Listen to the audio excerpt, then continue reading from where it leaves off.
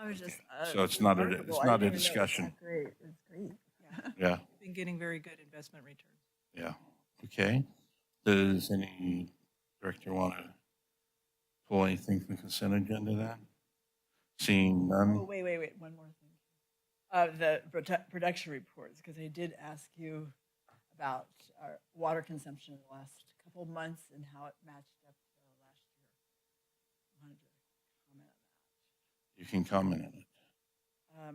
Well, oh, it stops right there. Yes, so it's pretty much paralleled last year's consumption, but slightly less actually. Yep.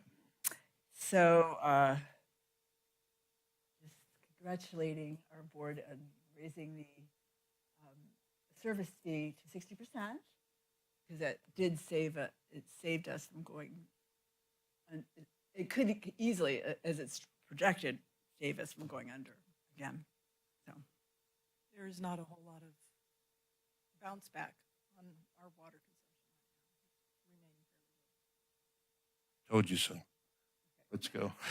that's it. That's it. I don't have anything else to say. I did tell you so. Anyway, so that's just a comment. You don't want to pull it. No, I don't have to. Okay. Any motion? I'll move to approve the consent I'll agenda. second. So Carla and Rochelle, and I guess we can take a voice vote,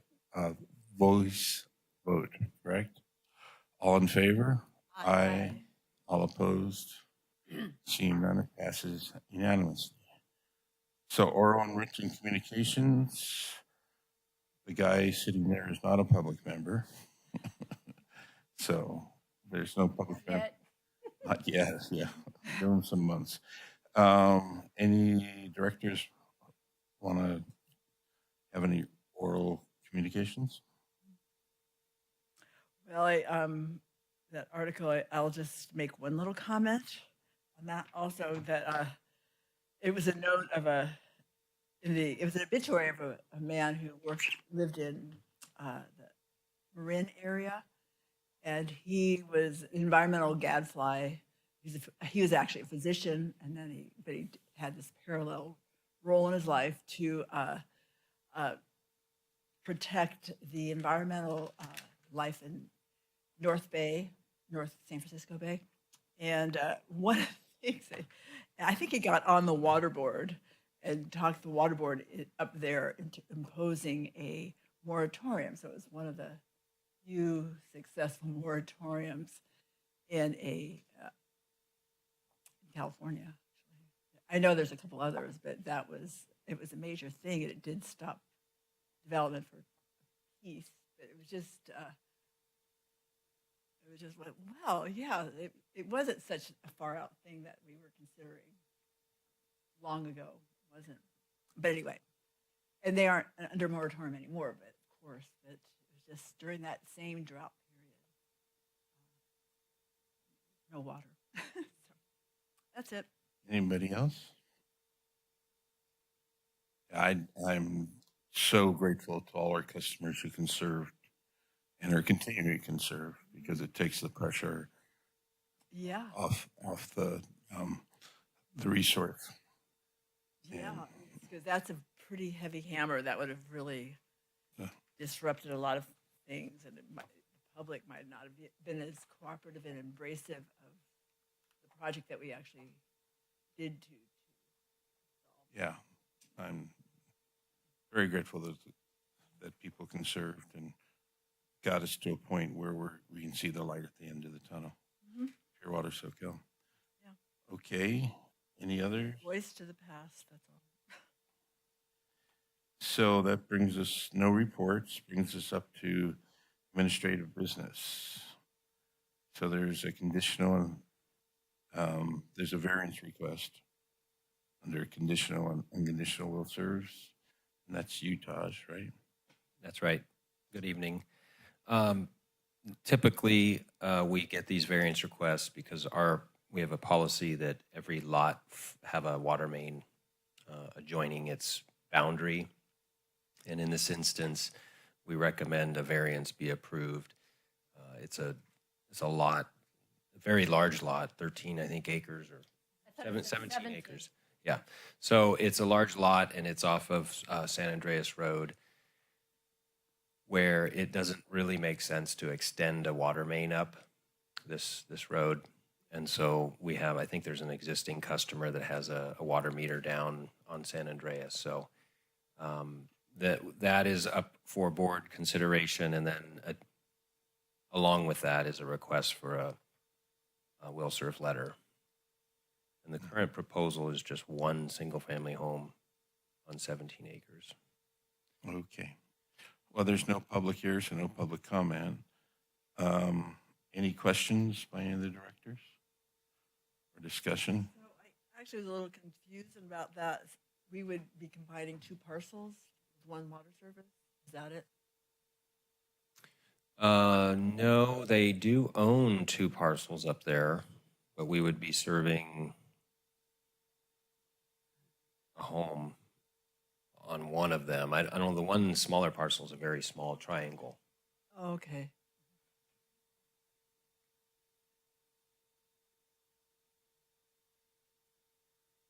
Yeah, they did make note that they own a smaller fragment up near the top. Mhm. But whether they combine those or not, I don't think they need to. The house will obviously be on one of the parcels. Mhm. I think the parcel that's listed is the parcel that the house is going to be on. So, and you don't think it has a chance of getting out of control, or would they have to come back to us for any more? They would have to come back to us, yeah. I think the proposal is just to put one 5/8" meter down at the bottom. Yeah, I don't think it's going to turn into a compound. But Lucky them. if they are going to do a different proposal, they would technically have to come back to the board. Okay. They will be subject to the requirements of the fire marshal, so they'll have to be careful since it's a distance from our water main and nearest hydrant. So I think they're going to have to do some on-site private storage and a private hydrant, I would assume. Any other discussion or questions? Taj, I remember this, it comes up from time to time where they're not a parcel is not fronting a main, and it's not to the advantage of the district to extend. So it's typical that we grant these variances. That's right. Okay, Yes. just checking memory. Does anyone want to make a motion? Or Motions. Are we going to discuss them separately? There's 2 of them there. Yeah, I guess. You could do 7.1.1 first, and then if you would like, I can go and summarize the second one if you wish, and you can do them both. No, I understand it. It's a proposed senior living facility that the board has seen previously. It's not far from the district office, and they're under construction, and their conditional will serve letter expired, but due to the long duration of building and planning, they are now asking for the unconditional to be approved. Okay, and it's like 83 units, and it's the Inner Light Senior Living Facility. Is that what it's? Assisted It's- living. It was on. It's at that former location. I don't know if it's going to be I named that. called that. Yeah. Is that the one that was called? Where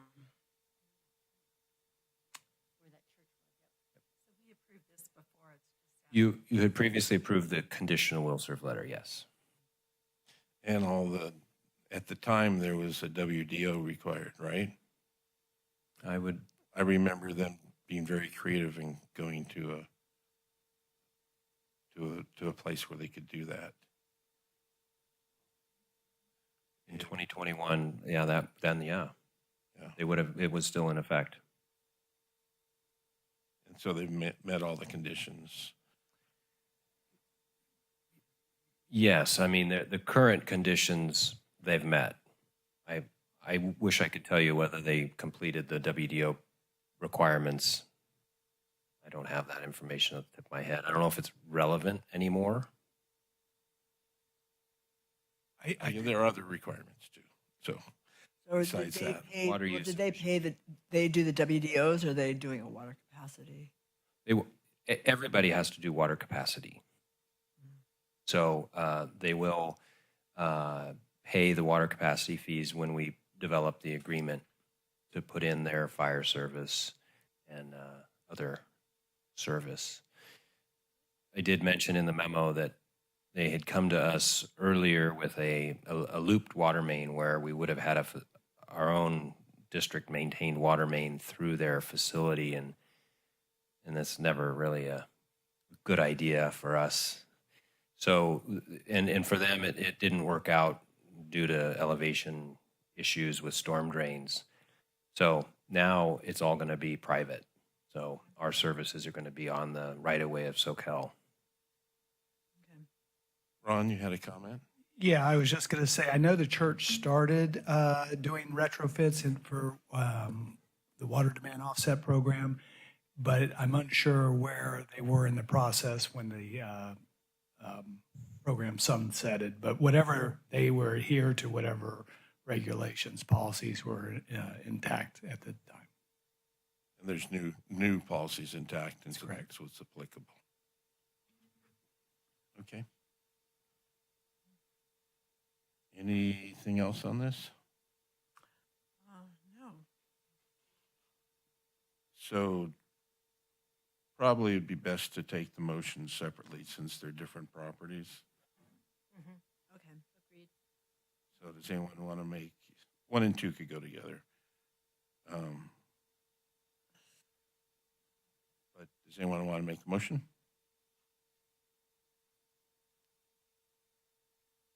I'll move.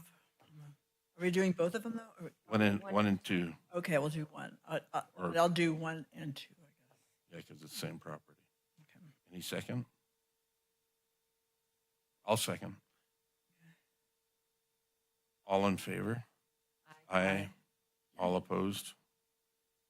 Passes unanimously. Anyone want to make motion 3? Yes, I'll make motion 3 too.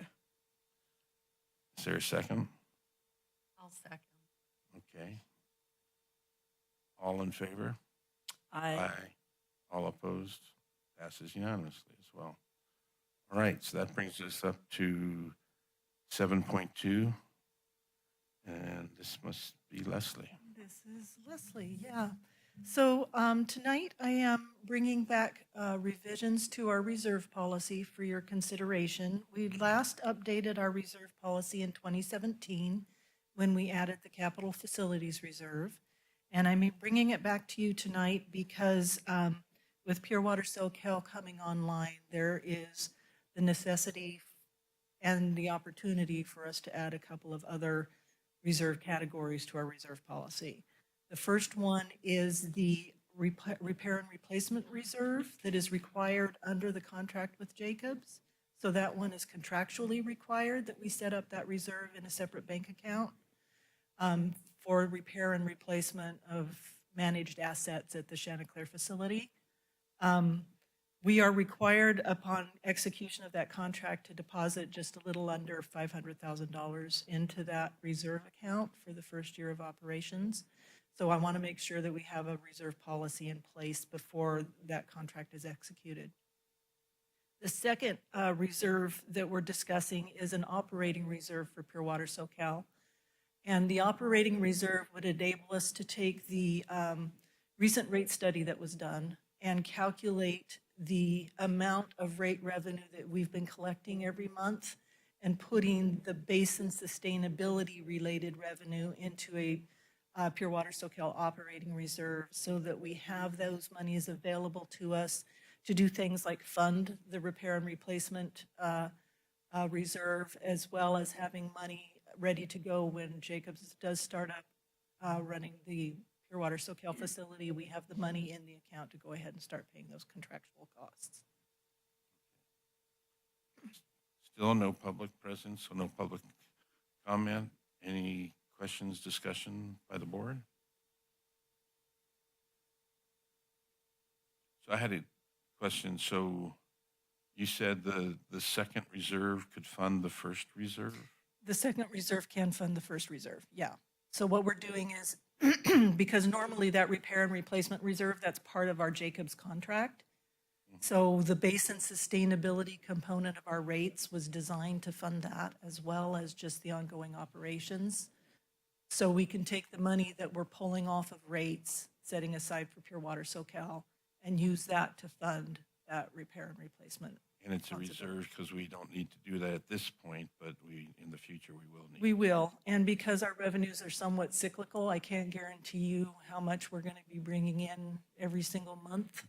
Summer, we bring in a little more, winter, we bring in a little less, because that goes up and down, and of course, our operating expenditures are cyclical and go up and down. I want to make sure that we have money set aside to pay those Pure Water Soquel startup costs when they come online.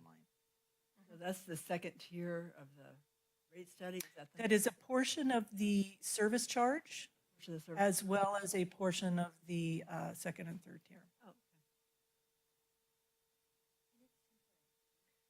The operating reserve, the second reserve I'm talking about, can be temporary up until we are collecting revenue and paying our Pure Water Soquel operating costs on an ongoing basis. Gotcha.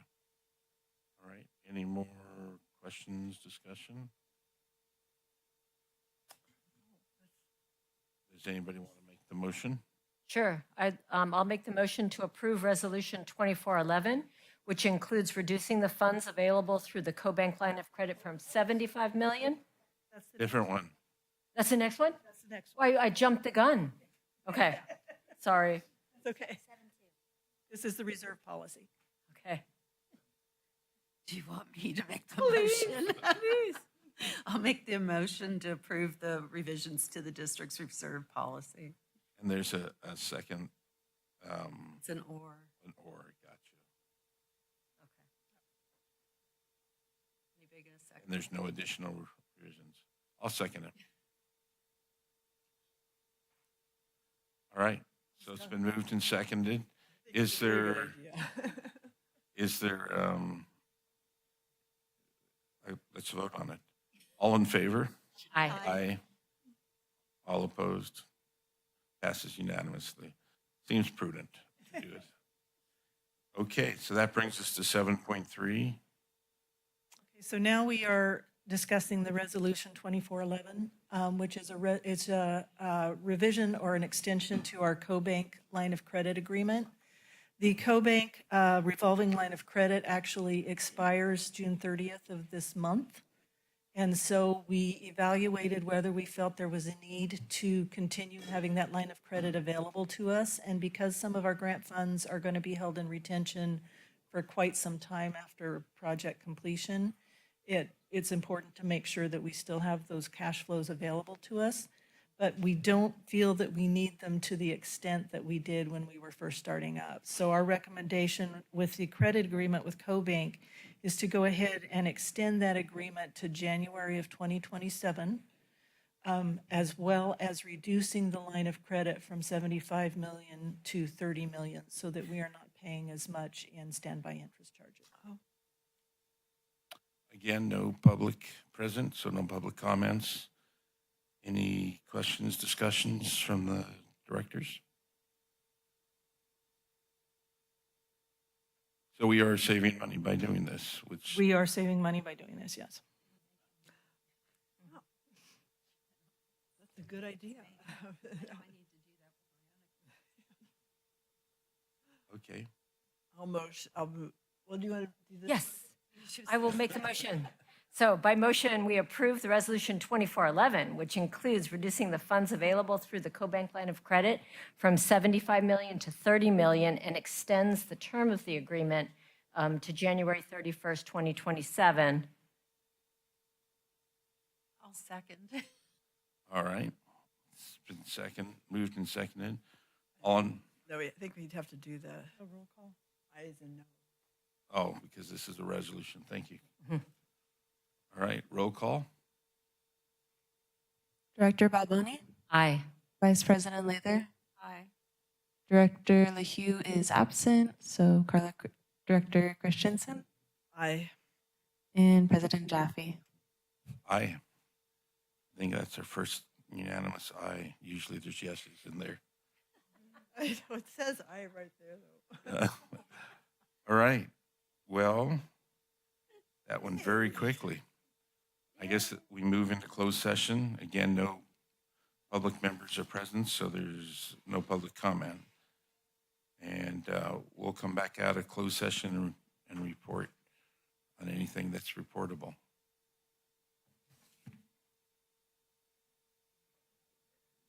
It is.